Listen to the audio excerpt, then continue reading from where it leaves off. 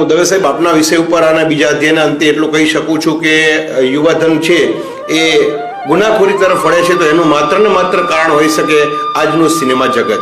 ઘણા બધા ફિલ્મ સરસ હોય છે, ઘણા મોટિવેશનલ પિક્ચર હોય છે, પણ હિંસક પિક્ચરો, હિંસક રીલો, હિંસક ટેલિવિઝનને લગતી સિરિયલો, આ બધું જોયા પછી બાળક પણ એવું સમજી શકે છે કે હું પણ આ કરી શકું છું અને સમાજની અંદર એનું પ્રત્યારોહણ કરે છે અને પ્રત્યારોહણને અંતે બાળક એક નાના ગુનામાંથી ઘરમાંથી એક લાફો ન પડતા એ પોલીસના દંડા ખાવા માટે ટેવાઈ જતો હોય એવું મને લાગે છે.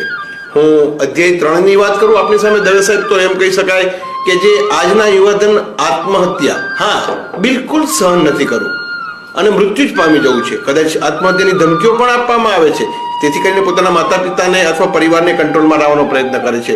તો આત્મહત્યા માટે દવે સાહેબ આપ શું કહેવા માંગો છો? હમણાં આપણે વાત કરી કે જે બાળકો નાનપણમાં મા બાપની ઠપકો કે ઝાપટ નથી ખાતા, કે સ્કૂલમાંથી પણ છૂટી લગભગ જતી રહી છે, જે બાળકો નાનપણમાં મા બાપનો ઠપકો કે ઝાપટ નથી ખાતા અને શાળામાં છૂટી પણ નથી ખાતા અથવા નથી મારી શકાતી, એવા યુવાનોને ભવિષ્યમાં પોલીસના દંડા ખાવાની નોબત આવે છે.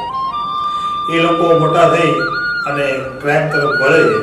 અને આપણે અત્યારે સવાલ કર્યો આત્મહત્યાનો,